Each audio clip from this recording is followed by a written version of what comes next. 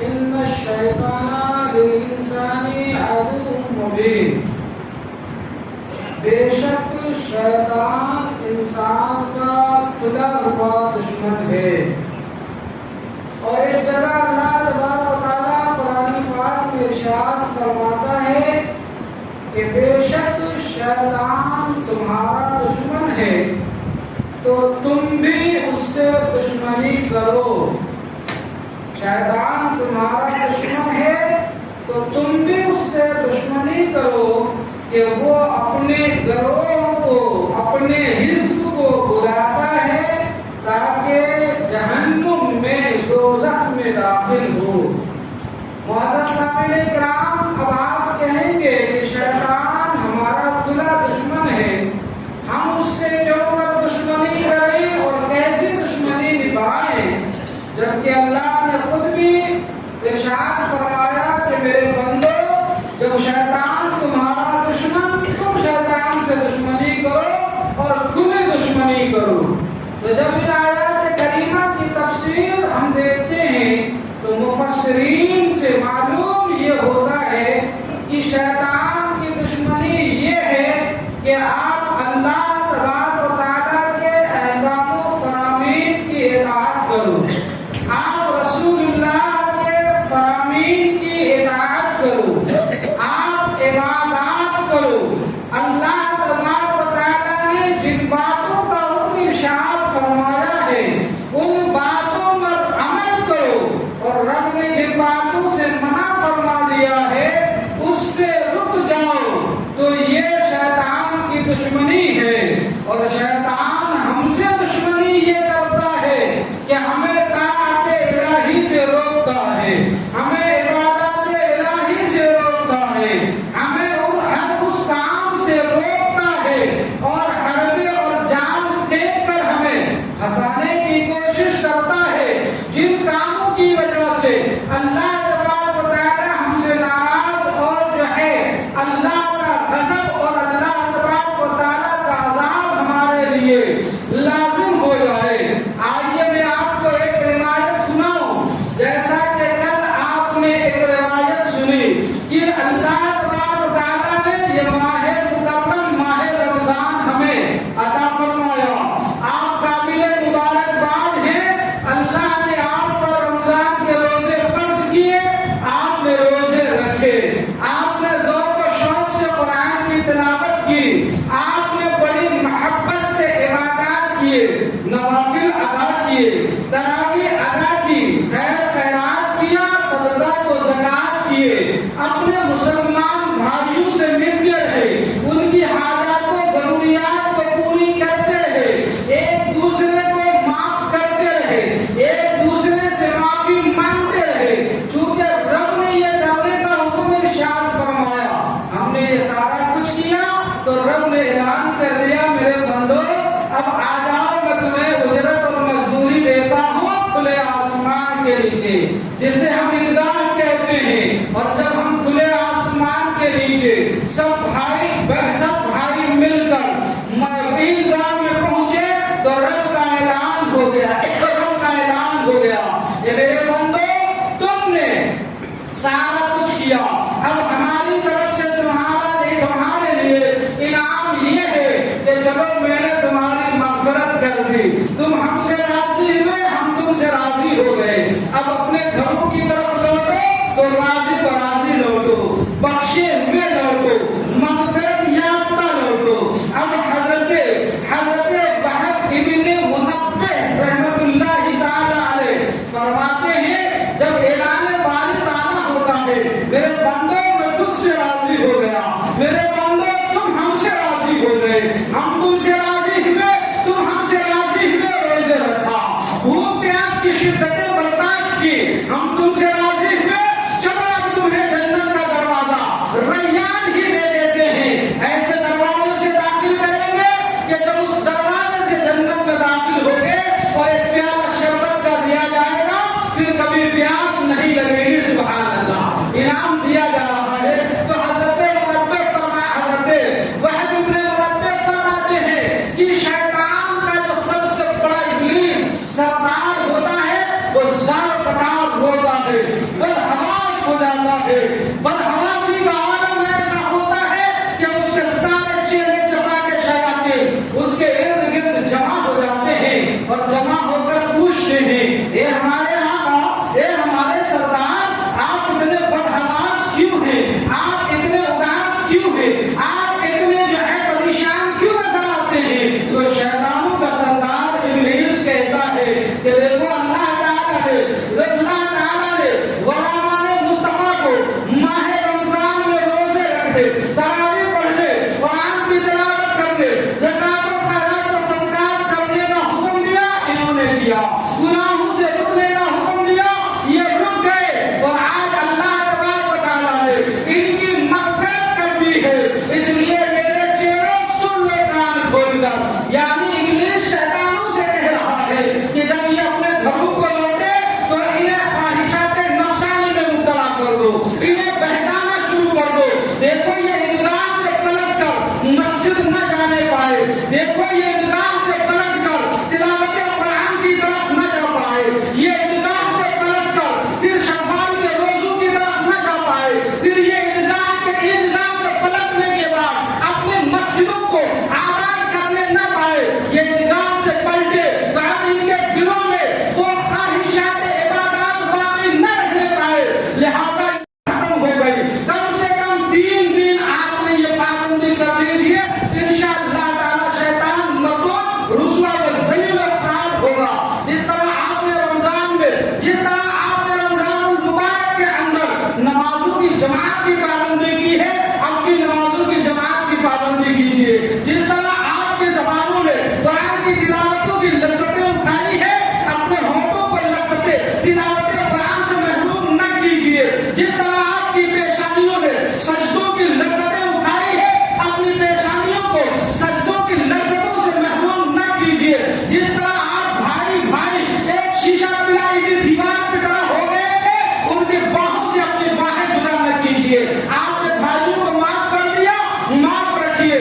جن سے معافی رکھ لے لیا تھا ان سے دل صاف رکھیے. اور میں 3 دن سے یہ کہتا ہوں کہ اگر آپ نے 3 دن یہ ذمہ داری کر لی تو اب شیطان رسوا و ذلیل و خوار ہوگا، اور جب ذلیل و خوار ہوگا تو کنارے بیٹھ کر روئے گا کہ اب ان کو بہکانا آسان نہیں ہے، اب بہکانا آسان نہیں ہے.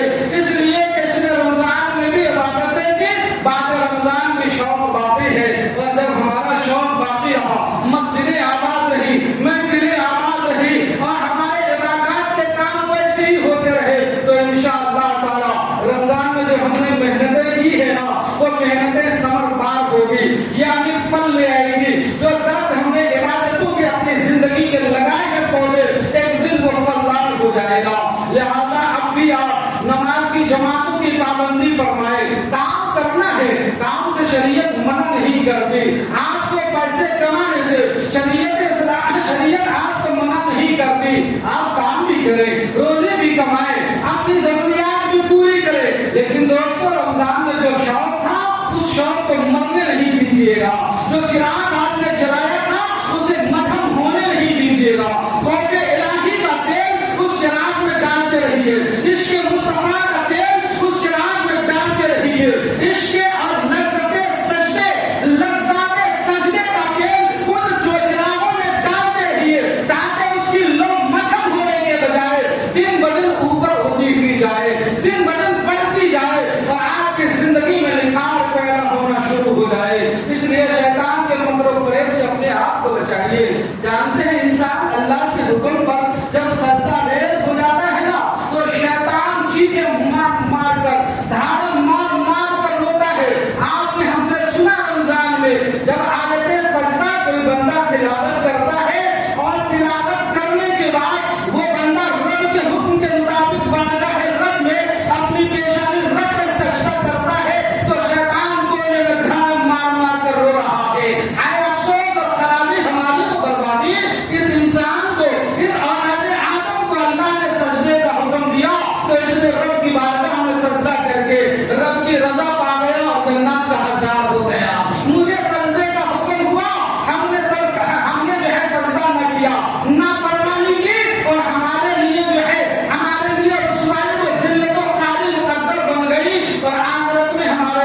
دوزخ کا ٹھکانہ ہو گیا۔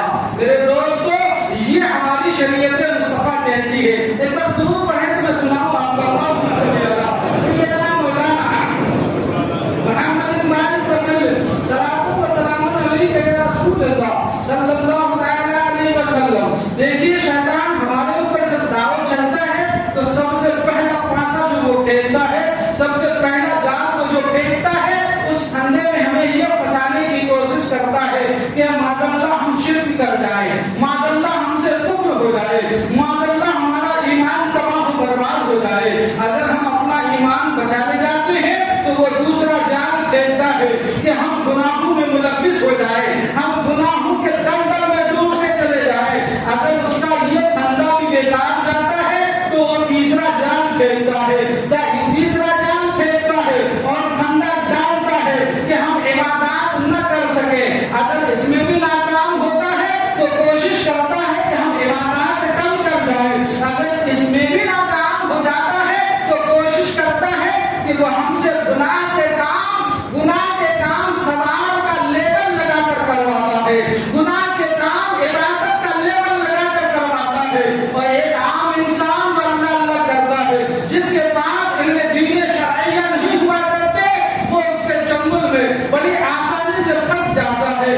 آپ نے سنا ہے تو قصہ علامہ سے، شیطان جب اپنے چیلوں کو اس سرزمین پر جو ہے فساد پھیلانے کے لیے بھیجتا تو اس کے چیلے اثر کے وقت واپس ہو کر کہتے ہیں سردار جی آج ہم نے طلاق کروا دیا، سردار جی آج ہم نے بھائی کی گردنیں مروا دیا، سردار جی آج ہم نے اپنے باپ کو بیٹے کے ہاتھوں پٹوا دیا، ماں کو بیٹے کے ہاتھوں گھنٹہ دلوا دیا۔ شیطان کے در گزر کر تیرا کوئی کام نہیں ہے۔ ایک لنگڑا شیطان آتا ہے، کمزور ہے، کہتا ہے سردار جی آج ہم نے ایسا کام کیا کہ ایک شخص علم دین مصطفیٰ سیکھنے جا رہا تھا، میں نے اس کو روک دیا۔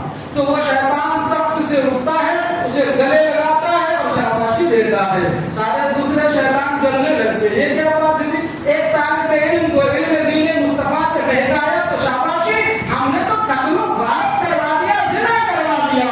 تو شیطان کہتا ہے چلو میں تمہیں پریکٹیکل کرواتا ہوں کہ اس کا کام زیادہ کیوں اچھا، تمہارا کم۔ کون کہتا ہے؟ شیطان ابلیس کہتا ہے۔ لے کر جاتا فجر کے وقت میں شیطان ابلیس ایک بڑے بابا جی کی شکل میں، بڑا جبہ کوبا، شکل اچھی صورت، ٹوپی گیپی لگا کر جو ہے بہترین سے بڑے بابا جی کی شکل میں ایک جو ہے عبادت گزار انسان جسے علم دین مصطفیٰ کے قانون سے واقفیت نہیں ہوتی ہے، روکا فجر کے دن روکا، بابا جی رکیے گا، ایک سوال تھا آپ سے، کیا جلدی کرو بھائی کیا پوچھ رہے ہو؟ کیا یہ شیشی ہے، اس کے اللہ تبارک و تعالیٰ دنیا جہان کو سما سکتے ہیں، گزار سکتے ہیں؟ اس نے تھوڑی دیر سوچا کیا پاگل والی بات کرو، مذاق کر، کہاں آسمان کہاں زمین کہاں یہ چھوٹی شیشی، ٹھیک ہے بس یہ سوال تھا آپ چاہیے۔ شیطان نے کہا دیکھو اس کی ساری زندگی کے عبادات کو ایک لمحے میں عطاوت کر دیا گیا کہ اس نے خدا کی قدرت کا ہی انکار کر کے کافر ہو گیا، معاذ اللہ رب العالمین۔ اب دوسرا علم دین شریعت مصطفیٰ کا جاننے والا، قانون مصطفیٰ کا جاننے والا جا رہا تھا فجر کی نماز کے لیے۔ رکیے گا حضرت، ایک سوال تھا، پوچھو، نکالا شیشی، شیشی میں یہ دنیا جہان کو اللہ سما سکتا ہے؟ وہ پڑھا لکھا تھا، طالب دین، تو تیرا اوپر نارے شیطان مردوں نظر آتا ہے، تو پروردگار عالم جو لوح کن سے پوری کائنات بنا دے، یہ شیشی کیا اگر سوئی کے نوکے کے برابر بھی کوئی چھوٹی سی چیز ہو تو اس کی طرح ہزاروں دنیا کو، آسمان اور زمین کو اس میں سما دے، یہ رب کی قدرت ہے، سبحان اللہ، یہ رب کی قدرت ہے۔ چیلوں سے کہا دیکھا اس کو بہکانا بڑا مشکل ہے، اور اسے بڑے چپکی بجاتے جو ہے بہکا دیا۔ معلوم کیا ہوا؟ شیطان کے پھندے بڑے باریک ہوتے ہیں، حضرت غوث پاک کو نہیں اسے بہکانا چاہا، باطل بن کر عبد القادر نماز کی ضرورت نہیں ہے، میں نے تیری نماز قبول کر لی، میں تیرا خدا بولا، لا حول شیطان ہوا ہوا، پھر دوسرے وار دے کر پلٹ کر وار کرنا چاہا، عبد القادر تجھے تمہارے علم نے بچا لیا، کم مردود اب بھی بہکانا چاہتا ہے، مجھے فضل الہی نے بچا لیا، سبحان اللہ، فضل الہی نے بچا لیا۔ اے لوگوں نمازوں میں آتے ہو، میں اکثر کہتا ہوں نمازیں بھی پڑھو اور نمازیں ادا کرنے کے بعد سجدہ شکر بھی ادا کرو، رب تبارک و تعالیٰ کی بارگاہ میں سجدہ شکر کرو، لا حول ولا